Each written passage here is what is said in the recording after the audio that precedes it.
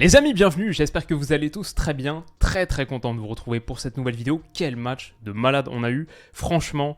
Tout à l'heure on a fait l'analyse de Lyon-Lille, c'était un match sympa, c'était une bonne mise en bouche, mais cet Olympique de Marseille Paris Saint-Germain, il va vraiment rester dans les mémoires. Match d'anthologie, première victoire pour l'Olympique de Marseille dans un classique au Vélodrome depuis 2011, donc on peut dire première fois vraiment depuis l'ère PSG QSI, parce que même 2011 c'était Gamero, Armand, Jallet, etc.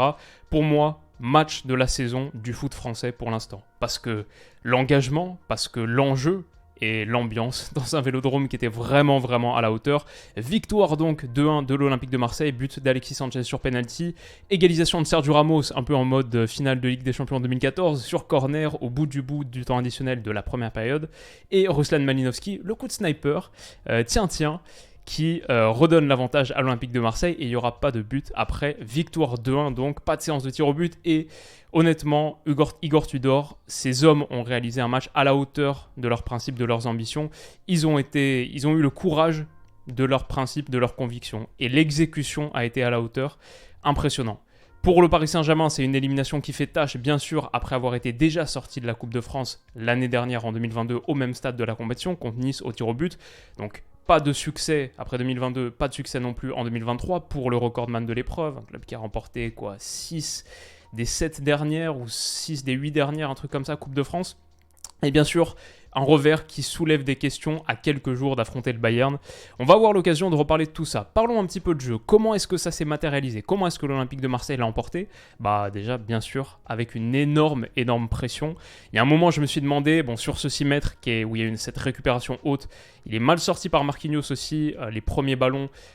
Difficile pour le Paris Saint-Germain de percer la pression marseillaise, donc les avants n'ont pas été très nourris. Typiquement sur cette action à la 6e minute, déjà qui annonce un peu la couleur, la température, Under va déclencher énorme parade de Donnarumma, la claquette juste au-dessus de la barre. Mais ce que je voulais dire, c'est qu'il y a des moments sur ce match où je me demandais si c'était vraiment un OM PSG ou si le Paris Saint-Germain rencontrait les Pays-Bas de Rinus Michels, les Pays-Bas 74. Il y avait vraiment cette chasse totale du porteur, à 3, à 4 parfois, la contre-pression hyper intense, Chancel Mbemba là, qui vient chercher Neymar à cette hauteur, et grosso modo un plan de jeu qui a été exécuté avec qualité, parce que la pression, l'intensité, l'agressivité, c'est une chose, mais le faire sans faute, ça c'est une autre. Pour vraiment récupérer des ballons, pour vraiment concrétiser ça avec des situations, ensuite, après la récupération, des situations dangereuses que tu peux mettre en place. Et Ruslan Malinovski, par exemple, dans cet exercice, très efficace.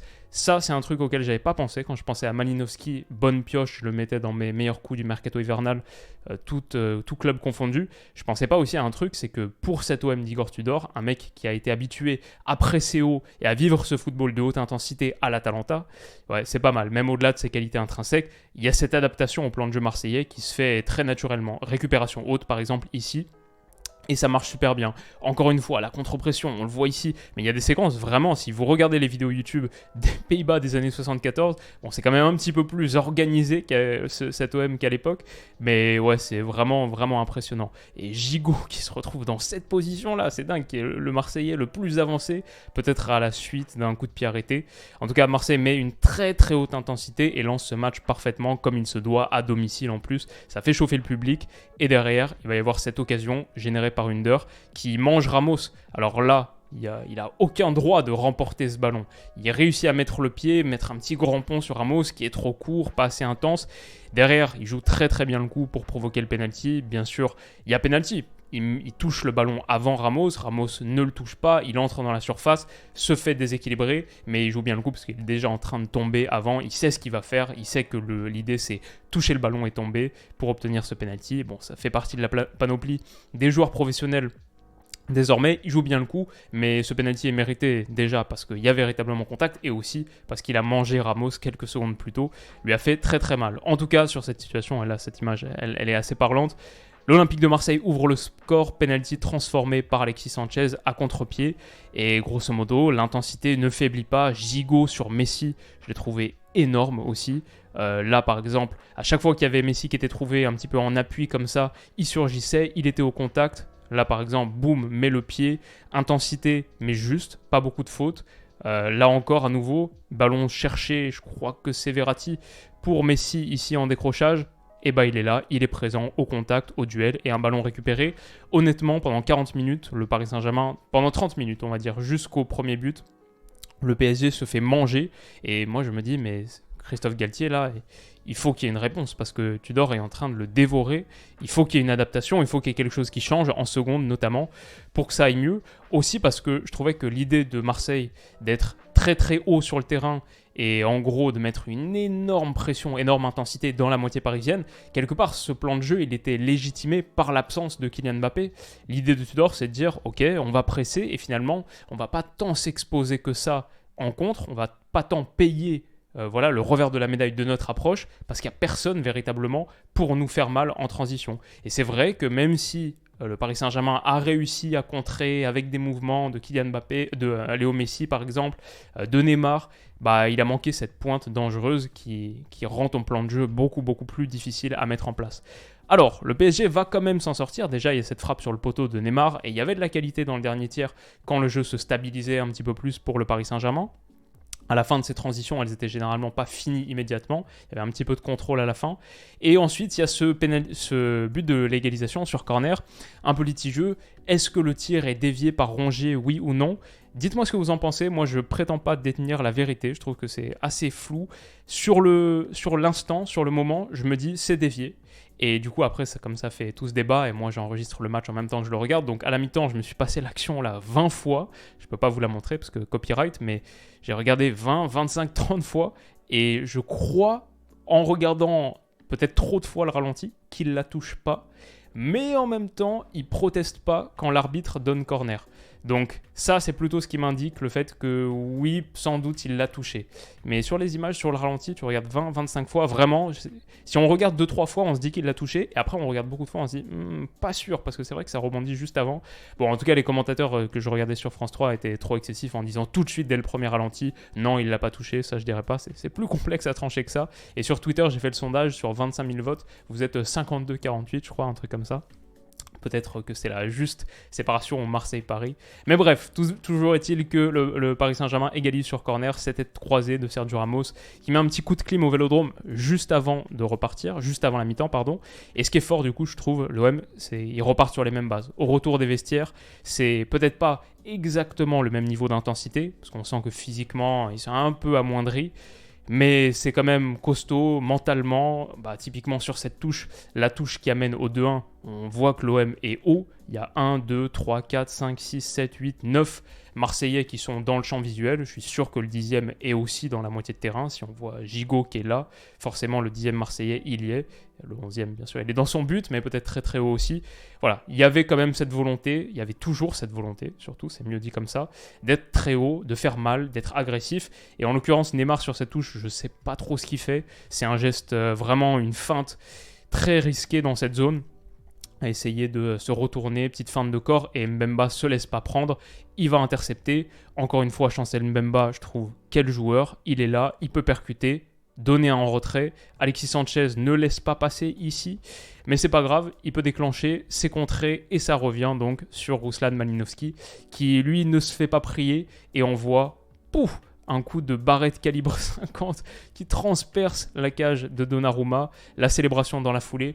Moi j'étais content de ce but parce que c'était mon petit prono dans la preview d'avant-match. J'avais dit 2-2, qualification du Paris Saint-Germain sur penalty parce que Donnarumma était meilleur et but de Malinovski. On n'était pas très très loin, si celui de Ramos à la fin n'a pas été refusé peut-être. Mais déjà Malinovski buteur, ça suffisait à mon bonheur. Et en plus Donnarumma est dessus, c'est juste que la puissance est telle qu'il a ce tout petit temps de retard dans cette zone, mais il dévie, mais c'est juste qu'elle est un peu trop puissante par rapport à ce qu'il anticipe. C'est un vrai coup de canon, bien maîtrisé, superbe frappe. Neymar se prend un petit peu la tête, Messi, ouais, c'est compliqué. À 2-1, là, le Paris Saint-Germain s'attend à souffrir, et surtout, moi, ce qui m'a interpellé, le manque de qualité sur le banc. Le Paris Saint-Germain a cet effectif, et c'est dingue de se dire ça, mais l'effectif total, il n'est pas à la hauteur. Le 11, tu peux dire il est correct, même là avec des absents, c'est pas parfait, quoi, c'est pas top. Il y a des trous, même dans le 11, mais alors l'effectif, la profondeur de banc, enfin c'est désastreux d'être mené 2-1 au Vélodrome contre ton pire ennemi sur la scène nationale, dans un match à élimination directe à la 72e, et le changement que tu fais, c'est sortir Verratti pour mettre Carlos Soler. Enfin, ouais, c'est pas à la hauteur, quoi.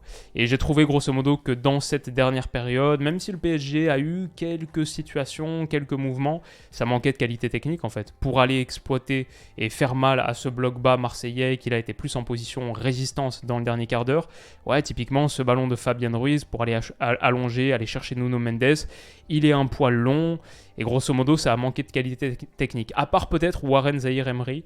Là, le PSG a un vrai talent, un vrai potentiel, on le savait bien sûr, mais lui, ça a été un des meilleurs sur son entrée. Là, il génère une très bonne occasion, déclenche, mais c'est pareil, Carlos Soler, son contrôle est pas top, et du coup, au moment de donner à Ekitike, qui lui aussi a pas fait une bonne entrée, il est un petit peu hors jeu. Voilà, ça c'était le problème de l'effectif parisien et ça c'est aussi un petit peu inquiétant à l'heure de disputer un très gros match contre le Bayern en Ligue des Champions. Alors à la toute fin, Ramos a une situation, c'est le but qui est refusé finalement pour hors-jeu. D'ailleurs Gigot le sort de la main, mais il est un petit peu derrière la ligne et de toute manière il y a hors-jeu, mais j'ai bien aimé le réflexe, prêt à tout donner pour conserver le résultat, hors-jeu, et encore une fois Ramos qui est trouvé à la toute fin. Mais bon voilà, c'était ça le plan du PSG à la fin. Mettre des ballons pour essayer de trouver Ramos au second poteau, preuve d'une certaine forme d'impuissance. Et c'est encore une fois le tout dernier ballon du match, c'est ça, c'est un ballon de Messi pour Ramos qui est intercepté par Paul Lopez. Victoire donc de l'Olympique de Marseille, et j'ai envie de dire victoire méritée. Quand on regarde le résultat final, 56% de position pour Paris, surtout un chiffre qui a bien grimpé avec la dernière demi-heure, mais 15 tirs à 8 pour Marseille qui était beaucoup plus dangereux avec ce qu'ils ont eu. 2 grosses occasions à une, finalement toutes les grosses occasions sont allées au bout. Et ouais, c'est une victoire méritée, une qualification que je trouve plutôt méritée, assez inquiétant pour le PSG. Si on doit regarder sur le registre individuel, Sanchez a été énorme, Malinowski, j'ai beaucoup aimé, Under a été énorme, Rongier très bien, Gigot Mbemba particulièrement, et ouais, même Klose a provoqué dans la profondeur, pas mal. Neymar, je l'ai trouvé pour le coup plutôt en jambes sur la première mi-temps, voilà, ça c'est plutôt une bonne chose. Mais peut-être que sur la fin, c'était un petit peu plus court, on l'a un peu moins vu, il a un peu plus disparu. Vitinha dans cette position, c'est non. De toute manière, le système du Paris Saint-Germain, cette animation, c'est non. Christophe Galtier a beaucoup de travail, et cette élimination, pour moi, elle va coûter dans son bilan, coûter cher, pour un titre que le Paris Saint-Germain devait reconquérir. Sur la scène nationale, le Qatar a toujours souhaité l'hégémonie la plus totale, remporter toutes les coupes, là sortir contre le rival en huitième de finale de Coupe de France, c'est inquiétant. Si demain tu sors contre le Bayern, là, dans quelques semaines, match retour c'est début mars, donc dans un mois, si tu es éliminé contre le Bayern en Ligue des Champions, bah, pour moi c'est déjà la fin de Galtier en fait. Et ce qu'on voit sur le terrain n'est pas de nature à le confirmer ou à lui donner plus de crédit. C'est peut-être un peu dur au sortir de cette situation où le Paris Saint-Germain ne pouvait pas compter sur son meilleur joueur le plus important, Kylian Mbappé, mais c'est la réalité du moment, aussi parce que l'effectif n'est pas assez bien construit pour l'instant. Mais voilà, ne tirons pas peut-être trop d'enseignements, trop de conclusions. On sait que le PSG en Ligue des Champions, c'est aussi une autre histoire.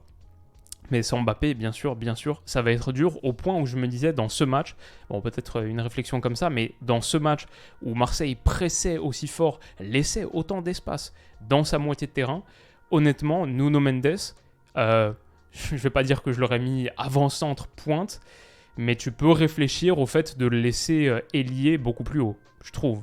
Et peut-être réfléchir à une autre solution un peu défensive. Peut-être que tu as plus Danilo Pereira, par exemple, qui vient reculer, combler un petit peu cette zone. Mais honnêtement, avoir quelque chose un petit peu plus comme ça, et Nuno Mendes qui est souvent à la limite pour aller partir, pour aller exploiter la profondeur en transition. Même on l'a vu en tout début de match, je crois à la 6e minute, il a une occasion qui rate, qui est sortie par Paul Lopez. Bah... Je pense que ça pourrait être une solution. C'est du bricolage, hein. Le PSG en est réduit à ça. Mais niveau bricolage, je pense que tu pourrais faire pire qu'avoir un Nuno Mendes qui est prêt à partir à la limite du hors-jeu régulièrement. Parce que le PSG a besoin de ces joueurs de grands espaces, de transition offensive, d'hyper vitesse. Sans ça, c'est une équipe qui vaut pas grand-chose parce que son plan s'écroule. C'est une équipe qui est condamnée à être basse parce qu'elle presse pas. Si tu es bas et que tu peux pas aller exploser dans la transition dans les grands espaces, ça limite vraiment ce que tu peux produire. À mûrir peut-être, à réfléchir. Moi j'aimerais bien voir un Nuno Mendes plus haut, peut-être beaucoup plus haut, mais je sais que c'est du bricolage, hein, c'est comme ça. Dites-moi ce que vous avez pensé de ce match. Honnêtement, gros match. J'ai pris un très gros plaisir à le regarder. Et mettez-moi un petit commentaire sympa si la vidéo vous a plu. Il y a beaucoup de contenu qui arrive dans même demain, après-demain, ce week-end. 3-4 vidéos, je pense, au minimum. Donc rendez-vous pour ça. Abonnez-vous à la chaîne pour ne pas rater ça. Et passez une très bonne nuit. Rendez-vous très vite demain. Bisous.